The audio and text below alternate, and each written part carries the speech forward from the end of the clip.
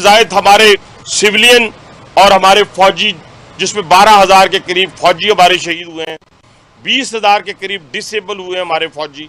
तो हम तो खुद रोज बरोज हम दहशतगर्दी का शिकार होते रहे और पिछली कई दहाइयों से हम दहशतगर्दी का शिकार हैं। इसके सिर्फ यहाँ तक बात महदूद नहीं रहती आपकी दहशतगर्दी की, यानी आप यहाँ से निकल के दुनिया में चले गए, यानी पहले आपने अपने मुल्क के अंदर दहशतगर्दी की और जितने दहशतगर्दी के वाक़यात हैं उनके पीछे आप खुद खड़े हैं।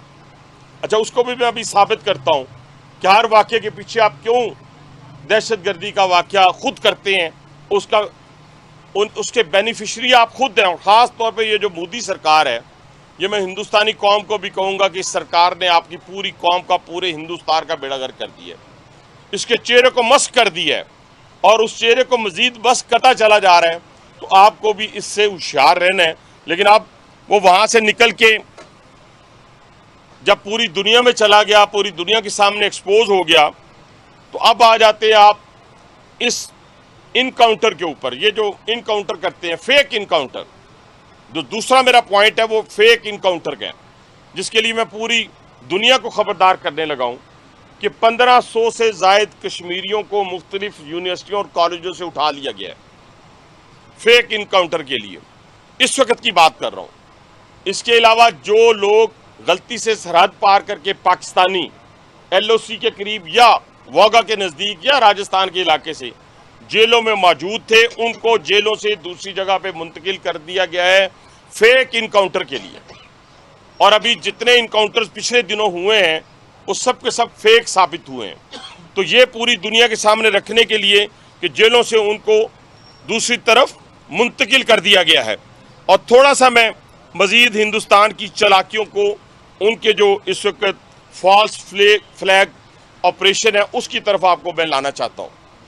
सबसे पहले आपने 2014 में बिहार के अंदर धमाके किए, इसलिए कि वहाँ का लोकल इलेक्शन होने जा रहा था और ये जो मौजूदा हुकूमत है और इन्हीं की वो जो ज़ेली तंजीम है जो दहशतगर्दी करती है, जो इस पूरे हिंदुस्तान के अंदर जिन्होंने मुसलमानों का, ईसाइयों का, सिखों का नातका बंद किया हुआ है, जो मुसल्ला है और जिसकी पुश्तपनाही मौजूदा हुकूमत करती है और जिसका चीफ कमांडर मोदी है, उसने वहाँ पे कत्लेआम किया और उसके बाद उस इलेक्शन में जाने का फ़ायदा उठाने की कोशिश की।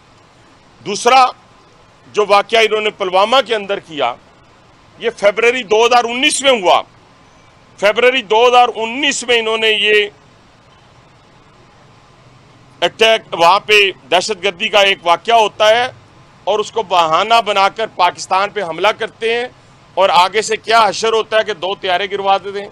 फिर अपना वो बंदा जो है, वो पायलट जो है, वो यहाँ गिरफ्तार हो जाता है, अभिनंदन, और उसको गिरफ्तार करते हैं कौन?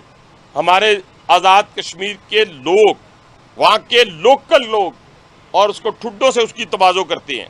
फिर बाद जाके पाक फौज उसको वहाँ से छुड़ाती है और फिर उसको चाय पिला के वापस किया जाता है, जो मैं समझता हूँ कि उस वक़्त भी उसको उस जुर्म की सज़ा देनी चाहिए थी। लेकिन बहरहाल उस वक़्त के जो हालात थे या नहीं थे, मुझे नहीं उसके बारे में पता, ना मैं ज़िम्मेदार हूँ ना मेरी हुकूमत ज़िम्मेदार है। फिर आ जाते हैं आप, और वो इलेक्शन फिर सितंबर में आपका इलेक्शन आ रहा था, आपने ये ड्रामा रचाया पुलवामा वाला और उसके नताइज भी आपके सामने आए। अब आ जाते हैं पहलगाम के ऊपर कि पहलगाम के ऊपर ये जो ड्रामा आपने रचाया, इसको बेनकाब मैं कैसे करता हूँ आपके सामने। ये याद रखिए, आप में से सारे हिस्ट्री को समझ रहे हैं और बड़े गौर से कश्मीर के खित्ते को देख रहे हैं, जितने आप जर्नलिस्ट बैठे हैं और जो मुझे सुन रहे हैं, कि वहाँ पर